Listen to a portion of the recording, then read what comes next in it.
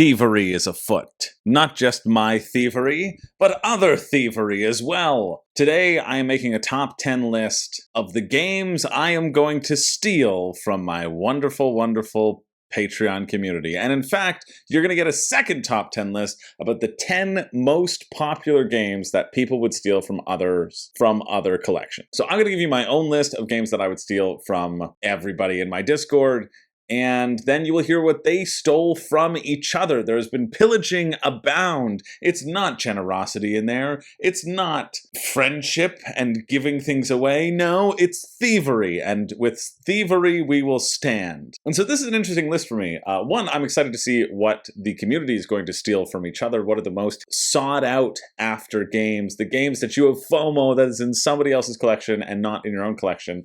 And then for me, it was a tough one because I basically had the entirety of Board Game Geek to choose from. And that's barely a lie. Members of the Room and Board Discord range from 35 games in a collection, very sensible, to 1,403, also very sensible, they would tell you. And so I felt like I basically had, as I was scrolling through all the games, I basically had just the entirety of a store that I could steal from. Which I thought was funny, but I settled upon 10 games. These are 10 games that I would be excited to add into the collection, either on a permanent basis or on I want to try these games. I've played some of them, and I just haven't yet picked up a copy, and I have not played others, but have heard of their esteem, and this is where you can see what sort of kernels of FOMO have dripped their way into my brain. So let's get into it. This was a list that we did a long time ago on the Discord, and I'm finally getting around to it, and that is reflected in my number 10 pick, which I don't think had been released when we actually made this as a list, or I think it would have been on people's list. But let's get into it, starting with number 10 of the community. Number 10 of the community is Kingdom Death Monster, and this makes a lot of sense. I'm surprised that this isn't higher. I contemplated putting this on my list. The reason why you would steal it from somebody's collection is because, oh man, it's so expensive. This is probably the most expensive game in the Board Game Geek Top 100, because people have spent thousands and thousands of dollars on it on this campaign game. We just saw it recently in vying for a spot in the best campaign game of all time, and it beat out some of the other story-driven games because in it you can create your own narrative. It gives you a little bit of a sandbox. It gives you an empty town that you have to clothe yourself with the skin of your enemies and try to survive in. I'm excited to try Kingdom Death. Well, I didn't ultimately make it on my list, and what's my total list? I think I had like 20. I had like 27 on my list that I was deciding from, and there's probably still more that I was scrolling through. I kept on scrolling through. I scrolled through the top of what people had in common, and then kept on going down, and I think I made it through everything that people had duplicates of, but not like one person only had one single copy of. This one didn't make it onto my list because of the sheer size and scope of the game. There is so much to this game. I know that there is so much content for it. I know that just based around what it has cost people. And that idea of getting into this system feels really overwhelming to me. I didn't pick any long campaign games. I didn't really pick any overly complex games. Well, actually number 10 is pretty complex. But I feel like at this point, I would need somebody to help me to run me through a little bit of Kingdom Death for me to get the fever of it, and maybe that will happen. I know somebody who lives in Nova Scotia, where I'm at, has offered to teach me Kingdom Death at a certain point. If we get around to it, if we don't, I don't know, but it might happen. Yeah, definitely something that I feel I should try at a certain point, and I will look forward to trying it with friends who have copies instead of my own. But my number 10 is higher than Kingdom Death on the list. It's SETI, The Search for Extraterrestrial Intelligence. And I'll be honest, I don't know much about SETI. I have seen it being set up and I've seen it being played, but I haven't yet read through the rules. I haven't had it taught to me. I haven't played through a game of it. And this is the one where it would have been on other people's lists had we collectively made this list in the present day instead of last year. But I've heard such great things about SETI. SETI has been shooting up to the charts. I mean, it's pretty impressive that a game launches in 2024 and is already cracking the top 50 on Board Game Geek. I expected this complexity to be a little bit more around the 4 scale than a 3.76, but I know it is complex, and I know it does take a long time. My other experience of SETI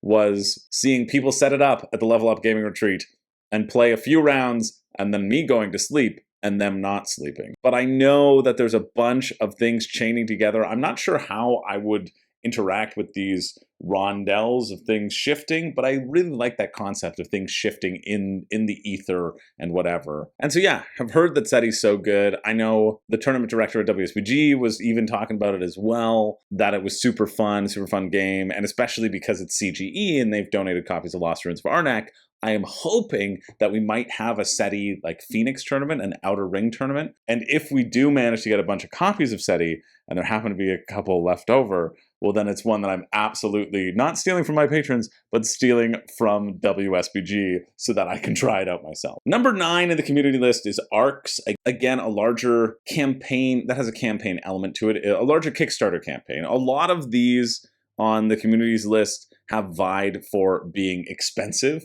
which makes sense. People are stealing things that have high value, because if you're going to steal something, you might as well commit grand larceny instead of just the regular kind. ARX is the game that I now have played. I haven't played through the campaign mode, but I can see how it would be pretty fun and interesting. The base game of ARX I quite enjoy as well. ARX has been kind of the hotness of the previous year, where you have a station, a sector that you control, and you can move out to adjacent sectors, or if you need to get across the map more quickly, you can move to like the 5, then the 4, then the 3, and then sort of move across here as well. It bills itself as a trick-taking game. It isn't. It just has a following element to it. If somebody says, we are doing this action, you have to follow with those cards to be able to take more of that action. There's no real trick-taking element of it. It just determines who can declare the next action as the person who plays the highest card, but the highest card has the fewer actions anyway, so it's not really related to the number of the card, it's more related to the actions themselves. ARX makes sense to me. I enjoyed my play of ARX. I can see that the campaign mode deepens the experience, but for me, it doesn't seem that necessary. I would just buy a basic ARX and enjoy it as a 4X game. I like the back and forth that happens there. I do like the potential of your clan getting to evolve and having like a stronger ability as you go through, but not a necessity for me. Again, though, I can see why people would steal this if they haven't played it. It has very much been the talk of the town of 2024. And yeah, that makes sense. My number 9 is a 4X game that's called Uprising, Curse of the Last Emperor. So I'm stealing this for a few reasons. This is sort of my rarest thing to be stolen on the list for me personally. But I've just heard really good things about this. Again, it's not one that I've played, but it is one that has that 4X combative people on a map. I think it looks visually very stunning. Oh, I need to mention who I'm stealing these things from. I gotta look up. Yeah, so SETI, we have 7 people who have it. I'm checking my list right now. SETI, I could steal it from Faithbreaker, Hextra, KitKat, Mike, Noobwater, Brad, or Sean. I could steal it from any of you. So I'm going to steal it from one of you, but I'm not telling you which. I'm not telling you who. And then Uprising, I think the pool for Uprising is a lot smaller. Yeah, Uprising, I could steal from either Faithbreaker or Hextra. So I'm going to make sure I don't take too much from one person. I'm a nice thief, right? But yeah, I'm going to steal it from one of them. I think the asymmetry looks really neat here. I don't quite have a handle on the rules. I think I looked at the rules when it was on Kickstarter, and I think it was the pick of the week, which is why it rings true in my head. And then I also know that it's never going to hit retail, so it's a little bit more of an exclusive run, and it's a solid 4X experience that I, for some reason, want to add more 4Xs into my collection, even though I have some on the Shelf of Shame that I haven't yet played, and I want to play Galactic Era more, and I don't. But yet, I'm a glutton for Shelf of Shame, and I wanted to steal this, so that's what I'm doing. I'm stealing Uprising, Curse of the Last Emperor as my number 9. Number 8 for the community is ISS Vanguard. Everybody's stealing ISS Vanguard. 3 people stole ISS Vanguard. We're still in the 3 area here. This is a game that I could steal from Zach Collection. Zach did a playthrough of ISS Vanguard. You're going to be on this ship. I have no desire to steal any Awakened Realms games from here on out, any of the narrative Awakened Realms games at least, because I've seen what they do, and I like them, but I still have ether fields, and I can't afford to get another one until I finish that. Zach went through this, though. He enjoyed it. He doesn't quite play solo games that much, but he still enjoyed his time going through it. You're going to be exploring these planets through this big storybook, flipping over cards, seeing what's on the planet, making stat checks, and hoping that you can bring your people back to the ship alive. It's very story forward. Zach managed to die because he was playing on hard mode, but on the regular mode, there's a real element of failing forward and not like ending your campaign. And there's a little less grind in this one than there were in something like Tainted Grail, right? Yeah, so 3 people decided to steal ISS Vanguard, which I understand. I think Awakened Realms gets me going like almost no other company. So yeah, I can for sure see the appeal of stealing an Awakened Realms game and not getting it yourself as well. Especially because ISS Vanguard, kind of a one and done, you work your way through it and then it can be out the door. So they may not even notice. They might not even notice that you stole it from them. My number 8 is, again, one that I haven't played, but one that was my pick of the week way back in crowdfunding. This is Resurgence by Stan Kordonsky. Stan Kordonsky did Endless Winter, which I thought was good. It didn't really blow me away, but there's something that really made me interested in Resurgence. I like this original art work for the box cover a lot better than whatever they're going with right now. And so I'll steal that one, if I'm, being honest. And who am I stealing it from? I could steal it from Fletch, JS500, Peter, Rad, or Shardius. I could steal it from any of you. So watch your wallets. So watch your shelves. 2 people no longer have it in the Discord. Somebody rated it 7, somebody rated it a 4. So it hasn't been getting that huge ratings, but I don't know. I thought this looked neat. And I think it's because I like bag building. So it offers a unique blend of bag building, hidden worker placement, and resource management that creates a one-of-a-kind gameplay experience. At the start of the game, each player selects a hero in charge of a small band of survivors and a few supplies. Each round of the game, the players need to secretly plan where they're going to send their workers in order to accomplish various tasks and exert their influence, whether they're completing missions around the ruins of Moscow, gathering fuel, food, or spare parts, rescuing survivors, and learning new skills, or building their base. Resurgence offers different routes to achieve victory, in-game events, end-game directive cards, replayability, blah blah blah blah blah. But yeah, I really like bag building games. I think this post-apocalyptic idea is neat, that you're going out to different areas depending upon what you draw, and then you're assigning your workers behind a screen where you'll send it to to these different spots on the board, right? And then you reveal your screens, and then you assign work. Then you take the action. So you see what everybody's assigned it to, and then you get to have some choice. And I like that idea of simultaneous selection with a little bit of timing that happens in that regard as well. Yeah, one that I've been really curious about, one that I've seen on a lot of shelves, and whenever I see it, I say, yeah, this seems neat, this seems interesting, and one that I'd like to try. So that is my number 8. The community number 7, this makes sense. This was almost on my honorable mentions, and I took it off because I saw it was on the top 10.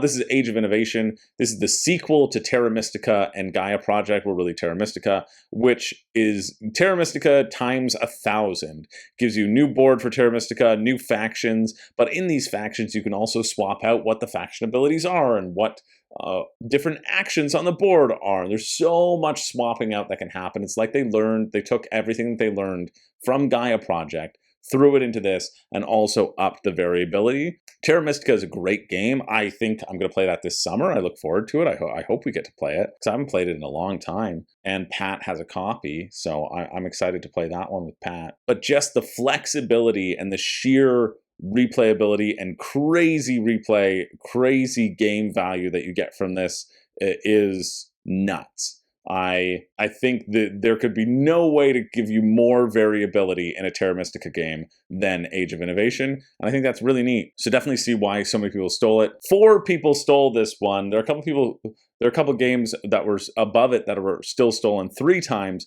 but 4 people stole this one, which is how it makes our list. Okay, my number 7 is a game that I've looked at for ages and have yet to buy, and I feel like I should just pull the trigger at some point, or I should just steal it, I should just play it. This is the Isle of Cats. It's the polyomino game where you are drafting tiles or drafting cats. I don't know, you got to put them all on this boat, and you got to lay them in a certain order to fulfill goals and objectives, and if you do, you're going to get a bunch of points and you're going to win. You're going to save the most cats from the island. It just seems cute. It kind of took the world by storm. I remember way back when it was on crowdfunding. It has spawned a ton of offshoots, a roll and draw, different things in this world, and nothing has quite come close to the joy of the Isle of Cats, the original Isle of Cats. And so it's one that I still have yet to try. It's very high up on my I want to try this list, and it's gotta be in a few collections. So who am I gonna steal it from? Watch your collections. Carlos, Dirk. Oh, Dirk, you have it? We should play it. Lars, Peter, Rochelle, Rad, Sean, and Wilt. I'm gonna take it from one of you. Dirk lives the closest to me. So watch out, Dirk. I'm breaking into your house and I'm gonna steal it. But yeah, it just seems like such an easy game, a really nice mid-weight game as well. I like polyomino games, and I think this would fit in very nicely. Look at that cute, oh, look at that cute precious angel. Look, there's a little cat setup. Your cat can sit in there with some precious angels. I think it's a fun concept. The theming's great, and I like drafting as well. So I think this would be quite a good success for me. The groups rated it 6, 6, 7, 7, 7.5, 7.8, 8, 8.5, 9, 9, and a 10. That seems like a pretty great rating across the board. And it's currently sitting at, where is it on Board Game Geek? 175. Yeah, this is a great one. Absolutely gonna steal this one. I can't wait to steal it from one of your houses. Moving along to the community number 6. I think we're at 6. We have Deep Rock Galactic, another big mini-centric game. This one was on Kickstarter. Yeah, it's pretty good on Board Game Geek, an 8.1. Not bad, interesting concept, much more interesting for people who play the video game. Might as well be Zombicide or Massive Darkness 2. Okay, but not enough variety compared to the other two. Fair enough, because the other have tons and tons of stuff. But what really drew me about Deep Rock Galactic were the actions. So a lot of these games have very similar actions, and Deep Rock Galactic has some variation to this because the flow isn't run out and kill things. It's run out, mine as much as you can, and then like get back, right? And so fighting off a horde of bugs, being able to call down like a supply drop or pull up your friendly dwarf, and you got to pull them back to the back lines. It feels like it would be a little bit different for me. And I understand people wanting to steal this because it was a bit expensive. It's a big scenario-based game with a bunch of chonky minis. But yeah, a good one to steal. Might be on my list, honestly. Box size was a huge consideration for me. If I'm stealing games, I need to know where I'm putting them. And I certainly don't have space for 1,400 games in my collection. I barely have space for 200. I could cap out at 200. I'm very proud that when I look at the collections of everybody in the Discord, I think, wow, I pale in comparison because I do not have that space. Mainly because I don't have the space. But yeah, Deep Rock Galactic, a good choice, great choice. That's the number 6. It was stolen by 3 people. And my number 6 is a very ordinary game. This is a very ordinary game. I could go buy it at a store, but why would I when I could steal it? This is, you know who I'm going to steal this from? I'm not going to steal it from anyone on Discord. I'm going to steal it from my friend Laura, who only has 5 games. Sorry, Laura, you now have 4. I could never do that. She only has Wingspan and Calico, and it's Calico that I'm stealing. She says, I got birds, I got cats. That's all I got. Calico, I played in December for the first time, and I really enjoy it. I have Verdant, I have Cascadia, and it feels like I need Calico to complete the trifecta, the trilogy. This might be my favorite out of the 3 because it is the most puzzly, I feel. It is the most placement dependent. It feels like it's the most placement dependent. It feels like you really screw up by placing different patterns down. Now, I've only played it once, so my opinion of it could change when I play it a couple times. In terms of where the relationship it is to Cascadia and to Verdant, it's not going to change that with me enjoying it, but I thought it was a really solid entry for the trilogy. And I really liked seeing it as a trilogy as well. And so I want to finish it up. I want to finish that trilogy off. I'm definitely stealing Calico from people. Dirk has a copy. James, Kit Kat, Mike, Noobwater, Rochelle, Rad, and Sean, they all have copies of Calico.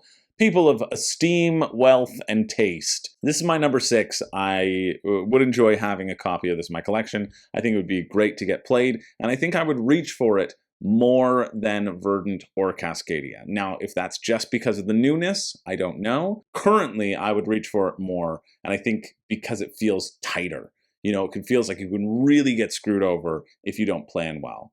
More so than any of the other games. And I like that. I love getting screwed over. So yeah, Calico is my number 6. Number 5 for the community comes in Big Trouble in Little China. And this one is definitely because of the rarity of this game. This game is out of print. You can't really get a copy of this game, but it also won, I think it won our most thematic deathmatch, or it came in second, but I think it won. I think it was the winner because it just gives you the feeling of this campy movie. It sends you and 3 other players on a wild adventure to experience the unknown and mystical underworld of Chinatown. Each brave character uses their own unique talents and abilities to take on various missions throughout Little China, working together to gain enough audacity, you audacious fools, to take down Lopan, the 3 storms, and a slew of other powerful henchmen in this cooperative, replayable cinematic experience. Players' actions are powered by thematic dice that are rolled each round. These dice will be used to take part in combat, test your luck, and by taking audacious actions, and get players in and out of big trouble. But beware, roll bad luck and suffer the consequences. I think because it is so thematic, it won the thematic, oh my gosh, look at that guy, that's funny. Won the thematic death match a while ago. It has its big fans, and it's just probably campy and silly, and because you can't get it anywhere, definitely a viable game to steal from people. If you cannot get a copy without stealing, it makes sense to steal this from somebody else. This one was also on 3 lists and comes in at our number 5 for the community. Number 5 for me is a very small game. It's probably the cheapest game that would be on the list. I wonder if I could buy it from like 401 Games or something. Oh, you know what? It's because it is such a weird game, and an import had to be imported. Definitely more expensive than I expected, but this is a 12-chip trick for me. I played this at Dice Tower West recently, and because I don't know where to get a copy, a perfect candidate to steal from either Abby or Claypole. I'm stealing it from one of you. This game is great. I really like it. Alina hates it. Rating it a 3. But yeah, I really enjoyed it. I love this idea of forcing other people to take numbers and the flow of how the numbers are exchanged. It's a little bit complicated. Essentially, you have 4 chips in your hand. They're blue chips and they're red chips. They all have a number on them. You're going to play one of these as if it's a card. The highest card is going to win the trick. If you play the highest number, you win the trick. And you can take any chip and put it in your scoring area. But if there are any red chips, you have to take those first, one of the red chips if there are any. Your goal is to get as close as to 21 with your score without going over. And so if you win a big bid, like say you play a 13 and then other people play 12, 11, and 10, you now have gotten a 10, you need to have your 3 other chips that you're going to get or that are in your hand at the end of the round, if somebody else goes out, to be lower than 21 or you will bust. And so it's this really fun tension of, okay, I want to win this trick right now, but I don't, but I do. And then also, whoever doesn't win the trick gets to pick up in order a chip to put back into their hand. So there's this really interesting flow of putting things out and not putting in red chips to force people to take them when they were going to take something else. It's really, really dynamic and really fun. I quite enjoyed it a lot. And it was the first time that I heard of it. So I played it at Dice Tower West, really liked it. That's my number 5 that I would steal from somebody because I just think it's like really unique. It's like a card game, but you're just playing with the chips. And you could play it with 2 decks of cards, just with a blue deck and a red deck, have the exact same experience. Whoever wins like 3 rounds wins or something like that. We're going to move on to number 4. Number 4 on the community is Mechs versus Minions. This was also popping up in the campaign death match. I think, again, people are stealing this game because of its value. There's a lot of value in Mechs versus Minions. Everybody in the comments here in the ratings say amazing components, right? Production is out of this world. Based on production quality design, this is the best board game I have. They lost money producing this game because they just wanted it to be a huge success. Like this is, you won't get, this was like $80 and you got so much content for it in those $80. You will never find a game that has this much production value for what was such a low price. And now people are selling it equal to what the production value or production cost should have been. I'm not quite interested in this one. I know it's just a big programming game, and I'm not really thrilled by programming as a mechanism, but I understand that this one has great ratings. It certainly has its fans. A good one to steal, because it's a good one to try and then put out on your front porch so that somebody else can steal it from you. So yeah, definitely know why people put it on the list. My number 4 that I would steal, either Aaron, Faithbreaker, Rad, or Shardius. It's a game about witches.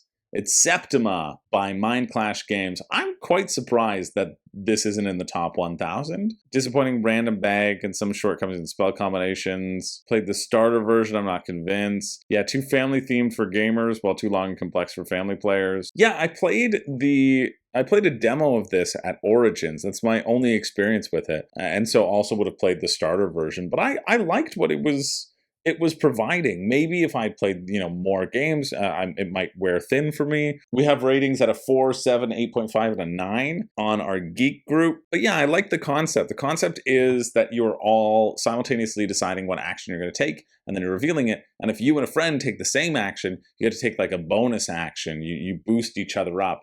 But you also get the eyes of the town on you, and so they're more likely to chase you down and think that you're a witch. Meanwhile, they're always trying to burn witches at the stake, and you can you can infiltrate your own followers or people who you have helped to know that witches are actually good to convince the town not to burn them to the stake, and then in return they will come and join your coven and give them your special ability. I think it's a really fun concept. There are these witch hunters that are running around the forest as well trying to catch you. There's this elder witch who will also match symbols with you to give you a chance of matching to get some gossip if nobody else is actually matching with you, is taking the same action. There's a collection mechanism that happens based around where in the round order you are. Some of the ingredients will be a little bit more plentiful. A lot of fun stuff here. The theming is really fun. Mind Clash makes great games. And yeah, this is one that, I don't know, I still would like to try. I never ended up getting a copy. I was like, I can get the retail version. It's a bit expensive at Kickstarter. I don't know if I need the deluxe version. I still stand by that. And then I just never ended up picking a standard copy. It's often the way, right? But this is one that is still sat in the back of my mind for those years as one that I would like to add to the collection, and I think looks fun. So I would definitely steal it from people. That's why it comes in at the number 4. And number 3 on the community list makes sense. Again, getting back into 4 people stealing this, it's Cloudspire. You'll want to steal a chip theory game. Of course you will, because a chip theory game is an expensive game. We want to keep our thievery, again, in the grand larceny category. And that's exactly what this is. Cloudspire is one of those chip theory games that I haven't tried yet, but you need somebody who has played the game to teach you. It is so complex. It's such a heavy game, sitting at 4.39 in the complexity rating. Every faction plays differently. I was expecting a little bit more of a learning curve when I was covering it for Crowdfunding Countdown, and the action seemed fairly intuitive. But like any chip theory game, they're all going to have keywords on them, which make things a little bit more complicated. You're going to be going out into the land, exploring, trying to lock down certain hexes, which will give you more mana, which will give you more action points, and running over and killing your opponent. Or this is also a great game for solo. I think the solo mode people like a lot as you send your spires forward. Your towers go out into the world and smash people in the head.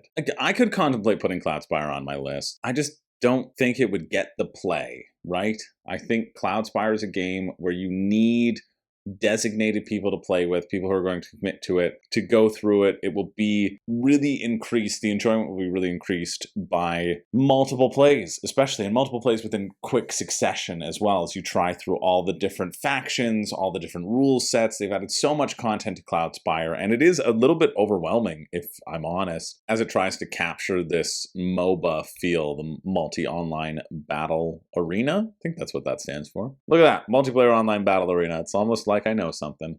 Yeah, so Cloudspire is number 3. It was on 4 lists. Mechs vs. Minions was on 3 lists. Same with Big Trouble in Little China. But now we're firmly in 4-list category. Our next one was also on 4 lists as well. And then our final one was on 5 lists. But the only one that's on, this one that's on 1 list for number 3 is On Mars. So I recently played Galactic Cruise, which is not Vital Lacerda, but it is by a new company, Kins and Key Games, and I'm excited. I think I am getting a review copy. I'm pretty sure my neighbor and not friend Yuval is picking it up for me from Origin, so I don't have to pay the shipping cost. Save on shipping. Do whatever you can. But I think out of all the Lacerdas, it certainly gave me a... Galactic Cruise is not on my list because I'm getting a copy, and because I didn't want like fully recency bias. That's why nothing on my KublaCon recap is on this list, although it could have literally just been a carbon copy of the KublaCon list. You'll see that in the honorable mentions on my side. But On Mars, I think, is the highest rated Vital Lacerda. Oh no, Kanban EV sitting at 47. But somebody who I was playing Galactic Cruise said that they liked it better than Kanban. So then we'll go to On Mars. That's completely fine.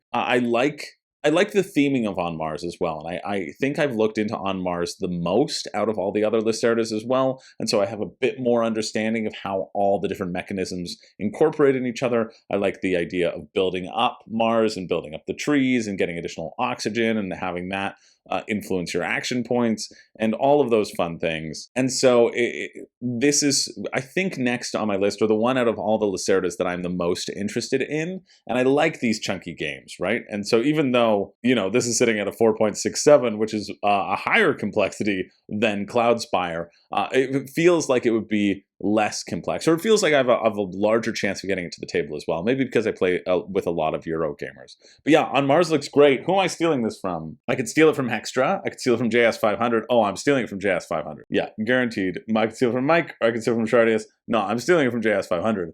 JS500 makes phenomenal inserts. I mean, a lot of people in the Discord make phenomenal inserts, but I assume that this one was probably designed by JS500, and he's brilliant. And I can't give any other people like Hextra compliments after they sent me abominations like the Night Cage. So yeah, I'm sure that this copy would come with a bomb insert that's going to get it to the table. Let's look. I'm going to look it up. I bet it's friggin' Hextra who did it. No, perfect. JS500 made an On Mars insert. Let's look how beautiful it is. Look how beautiful. That seems pretty beautiful to me. I don't know how this is played, but look at that. Gorgeous. Gorgeous. Separated a bunch of random tokens in a certain efficient way. Gorgeous, gorgeous. Drop the boards. Oh, look at these little token holders on the side right there. Everybody's personal player boards. Gorgeous. Yeah, for sure, taking JS500's copy. I know I was going to leave everything else up to chance. Not that one. Yeah, I'm excited for the chunkiness. I'm excited for the combos that could occur. And quite excited about that. And complexity doesn't scare me, whereas Cloudspire still scares me. So I don't know what to tell you. But I do know what to tell you that we're on to number 2 for the community.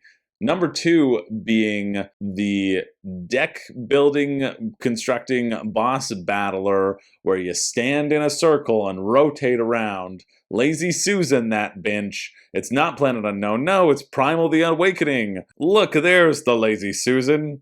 Oh, Susan. Oh, Susan, you're so lazy. As the dragon faces one way or the other, and you've got to bounce around and stab them in the back. Primal could have a very easy $50 retail version with the standees or little cardboard cutouts, but nobody would want to buy it. Why do you want to buy it? Because it comes with these big friggin' cool minis. That's why. That just stand there and rotate, but it doesn't matter because they got the cool toy factor. Look.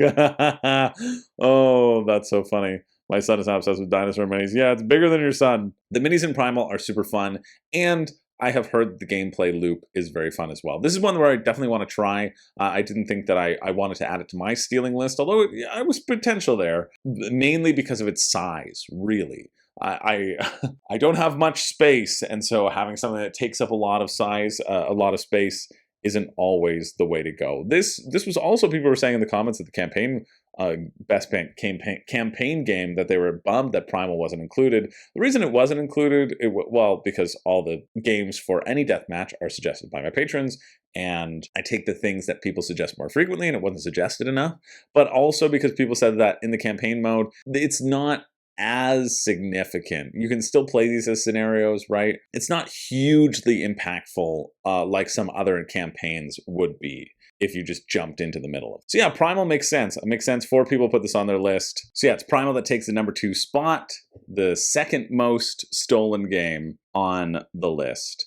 One that I'm excited to try. Sound off in the comments if you like Primal. Yeah, looks cool. It looks like a neat concept with minis that definitely don't need to be there. So my number 2 is a game that I have played. This is the last game that I have played. It sort of represents a classic. It is one that is pretty high up on Board Game Geek. Let me check. I was gonna guess, and I should have guessed beforehand. Well, I could just edit out that I looked. Haha, I'm gonna guess that it's number 25, and it is. This is a game that I really enjoy. It's one that I played for the first time last summer, and I haven't yet gotten a copy, but I intend to get. It's one of those things where, like, I intend to get a copy. It's really fun. It also plays really well on Board Game Arena, so that's kind of sometimes stops me from getting a copy if I can just play a digital version of it. But I haven't played the digital version of it in a while, and I think I really like the tactile experience of it. This is A Feast for Odin. I really enjoy A Feast for Odin. I think it's quite fun. Look, I gave it a 10 rating. I think it's great. I've played it a bunch on Board Game Arena. I've played it a few times in person, and I think in person you actually learn it. It depends a little bit better because you understand the progression of the tiles, that you can flip tiles up.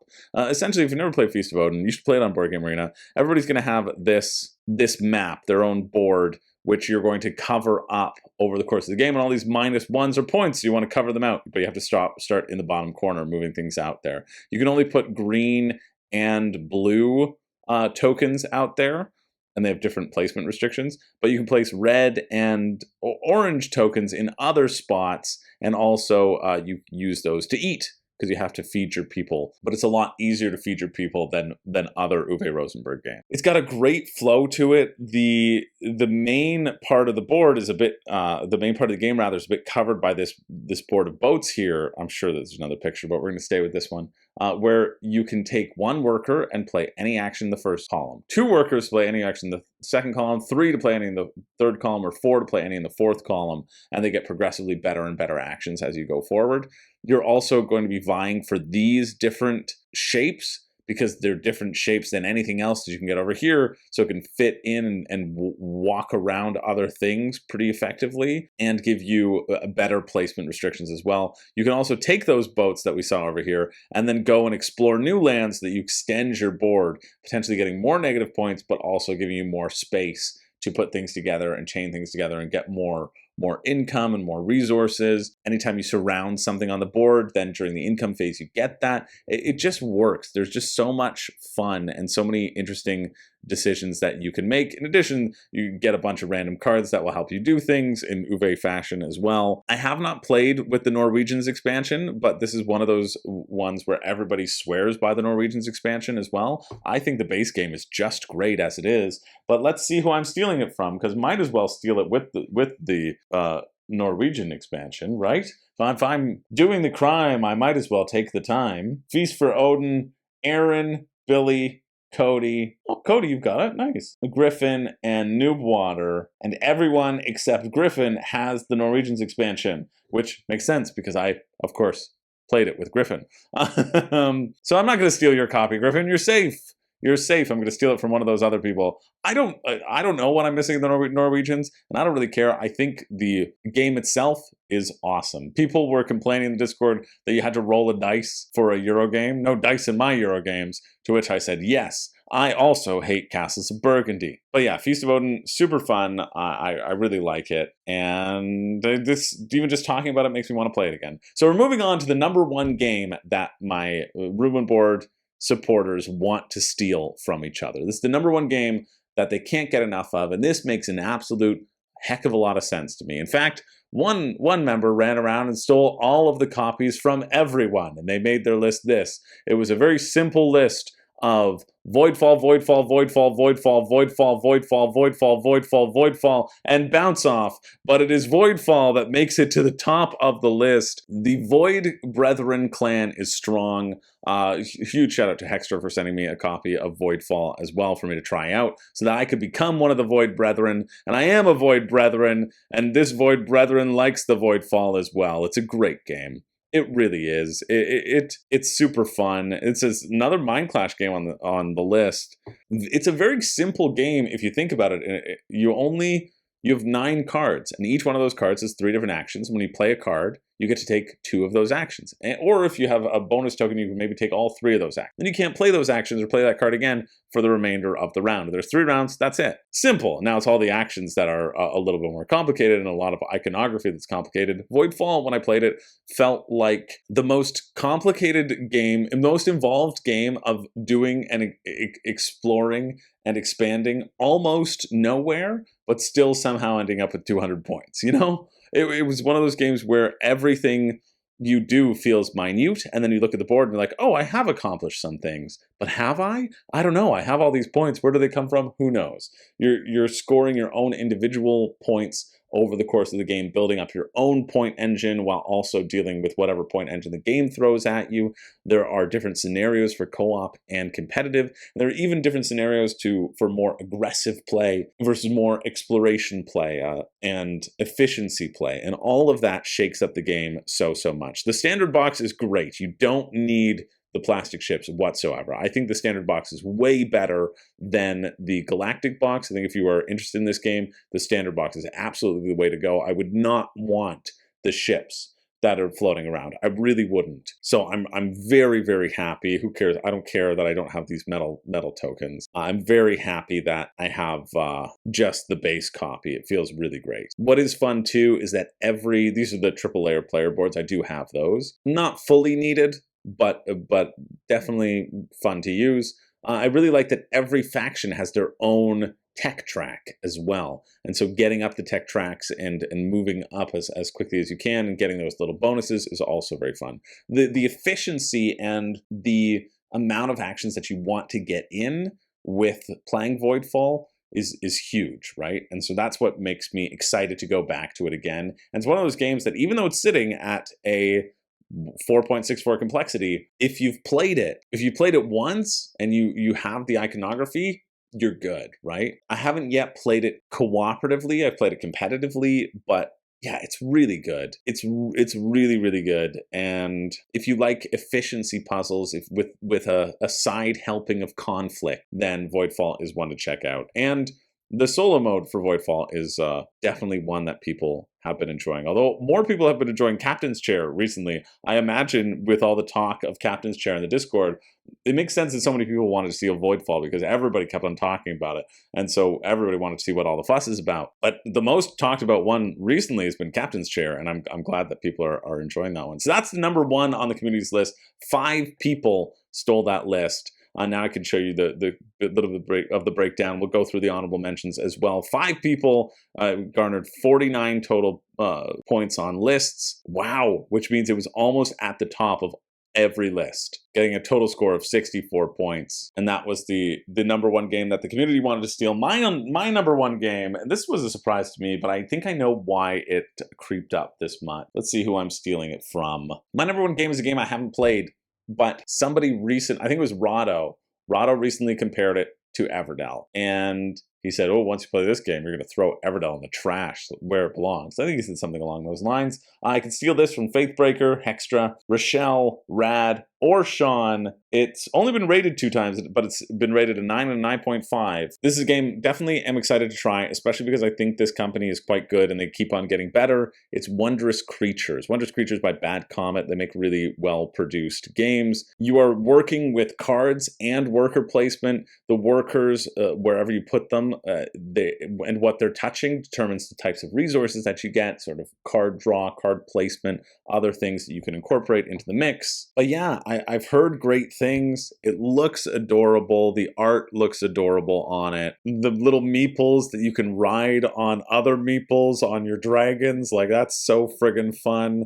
It just seems so charming, so fun, and the gameplay has been reported as being enjoyable and fun as well. Sitting at an 8.1 on BGG, even though Tremor says it's boring, but it felt like cards that let you get more cards with the obvious choices to win races and get higher scoring endgame conditions. Well, yeah, it's going to be a card-driven game, just like Everdell's a card-driven game. That makes me more excited. This is also an expensive game for sure, because Bad Comet, they often throw in deluxified components or fun components as well, which end up bringing up the price. But yeah, it looks really fun. It almost won Best of 2024 Deathmatch.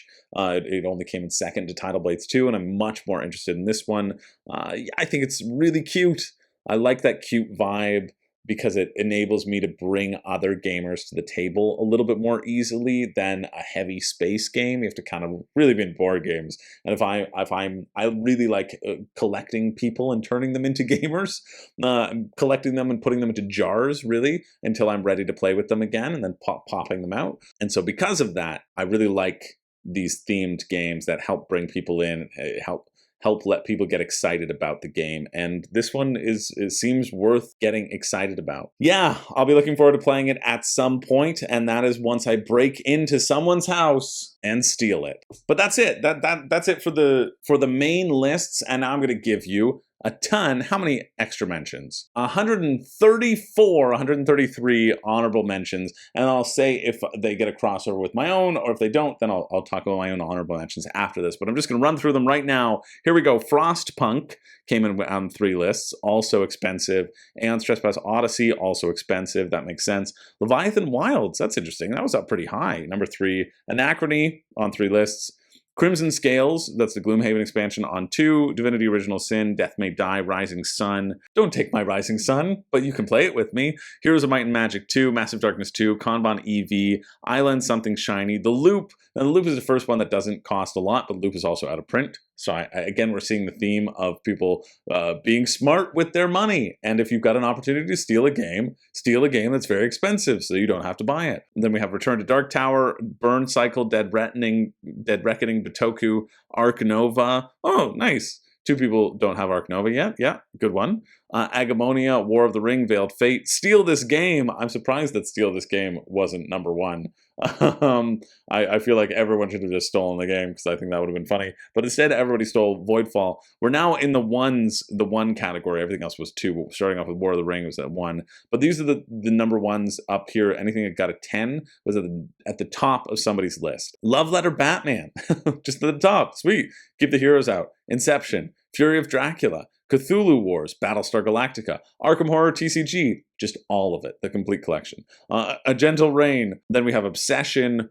Oh, these were on 2 lists as well, but just were pretty low. Obsession, Madara, Crokinole, Zuvadis, Warhammer Quest, Unsettled, Thunder Road Vendetta, The Reckoners, Scythe, Raising Robots. Ooh, I would have put Raising Robots on my honorable mention. I didn't, but that's what I should have. Mythic Mischief, I should have put on my honorable mentions.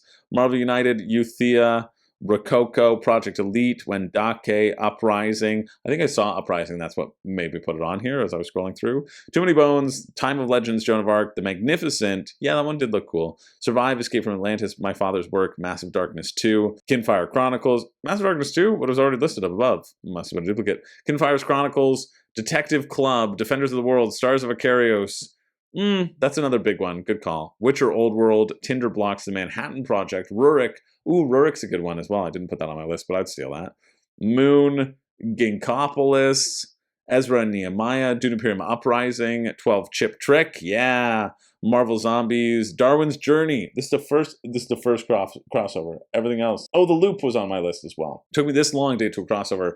Darwin's Journey, basically anything that was on my KublaCon list, like Darwin's Journey, Praga Caput Regni, Wonderland's War, Luthier, Galactic Cruise. Anything that was on there was stealable for me. But I didn't want to just do the same list, so I specifically didn't put them on there. Shakespeare, Moonrakers, Marvel Champions, Hissy Fit, Hansa Teutonica, Distilled, Castles of Burgundy. Where'd you go? Here we go. Castles of Burgundy, Batman the Animated Series, Sherlock Holmes, Rome. Yeah, I'd steal Rome. Pharaoh, Oathsworn, Nova Roma. I could steal Nova Roma as well, and Oathsworn. Mr. President, In the Hall of the Mountain King, Hunters AD 2144, Dwellings of Eldervale, Dune War for Arrakis, Claustrophobia, Wonder Book, Underwater Cities, Trick Shot. I'd steal Underwater Cities for Colin because he really like that. The Light in the Mist, Steampunk Rally, Station Fall. Station Fall is a potential for me. On Mars, nice, here we go, there's a crossover. Let's Go to Japan, Deep Madness, Siberian, Chronicles of Drunagor, Chronicles of Crime, Century Golem Edition, Attack on Titan. Yes, of course. I was so excited to see how many people owned Attack on Titan in the Discord. Really. Aeon Trespass Odyssey, Tainted Grail, Potions Class, Pavlov's House, never heard of that one, Oranienburger Canal, Everdell, great choice, Daybreak, Arkham Horror, Tales of the Arabian Nights, Robo Rally, Race to the Raft, Raw, Night Case, not Night Cage, Night Case, Last Night on Earth, Core Space, Recklin Run, The Bloody Inn, Tamashi, Ostia, Great Western Trail, New Zealand. Yeah, I would steal that. I need to buy a copy. Furnace, Fields of Arl, Familiar Tales, Ezra and Nehemiah, Clank Legacy, Century, The Binding of Isaac, Atlantis Rising, Abomination, Heir of Frankenstein, and Abduction. Those are all the honorable mentions, and would you believe that I think I only have 2 crossovers with that list of 133? My personal list, and we'll come back to me for this, is Viticulture, which I really like. Pat has it. Maybe I'll just steal Pat's version. Windmill Valley. I've just heard really good things about this, and the mechanics are intriguing, and the art is intriguing, and I know nothing else about it other than it's good. It was talked about so much, so I feel like I have to try it. I had Primal the Awakening on there. Great Western Trail, New Zealand. Cubitos, because I've heard that as a fun little racing game, something I would want to steal or try. Praga, Darwin's Journey, like I said. Endeavor, Deep Sea. I almost bought that in a recent crowdfunding countdown. I might reach out to Burnt Island and just be like, hey, I'll cover it. You want a review? It's going to be positive because I like it. But Endeavor is one where I've been making and doing my top games of all time, and it's one that I wanted to add onto the list, and I didn't feel right about adding it on. I said, dang it, that sucks. I want to add it on, and so now I feel like I should get a copy. Golem is one that I want to try. Encyclopedia, which the company went out of print as it was fulfilling, and so everybody who got their copies was like the one-time only run, but it seemed like a fun Wingspan-esque game. A Fake Artist Goes to New York. That's a game where everybody is drawing something with like one line at a time, but if you don't know what the prompt is, you got to blend in and make sure people can't guess you. It's like Spyfall, but with drawing. Then I had The Loop, Viscounts of the West Kingdom, because I've heard that one is maybe the best. I think people like that more than Paladins. DEI, because we could all use that nowadays, and also Divide et Impera. It's a big area control one, which I like area control. The Great Wall, that's an Awakened Realms one that I did pledge $1 for, and I never did the pledge manager because I talked myself out of it. I'm happy I talked myself out of it, but if I could steal it, I would steal it. And then Illiterati, which is another sort of word game, which I put as a pick of the week at one point. And let's get it up here. Yeah, it looks like this. Real-time cooperative word game. You're forming words. You're pulling from things in the middle of the communal area, I think. But everybody has to form words. So you're trying to like pass each other letters so that other people can form words in this sort of chaos idea. That'll look cool. So yeah, that's it. Those are the games. That's it for the list. Those are the most popular games that other people would steal. And these are the games that I would be the most interested in trying and stealing recently. And now I have to preface this because this is why I had to stop stealing games from board game YouTubers collections, and my Patreon community is equally generous. Don't send me these games of yours. Okay? This isn't me saying that I need to actually steal them from you. It's a hypothetical. I'm talking about how much I like your collections, and I appreciate you all. And so I'm just saying a blanket statement of don't do it, okay? Because I know some of you are thinking about it. And to you people, you've already done enough. But yeah, just kind of a fun way of interacting with other people's collections and celebrating other good games that you eventually will get down the road or look forward to trying, or the things that are in the moment right now. So in the moment right now, that's what I was feeling. And drop down below, what are your sort of top 3 games that you have, that your friends have, that you haven't gotten because it doesn't make sense, they live right around the corner from you. This is Endeavor for me, but you still want a copy in your own collection. I'm curious. There are always going to be those sorts of games. I think they're kind of a fun one to talk about. So thanks so much for hanging out, chilling with me. My name's Chris George. I do not have a catchphrase, but I do have all of these games to steal, and I cannot wait to break into your houses, tie you up to the radiator, and steal your games for decades and decades. I'll untie you, but you got to play with me. It's the only rule. It's the only rule I have.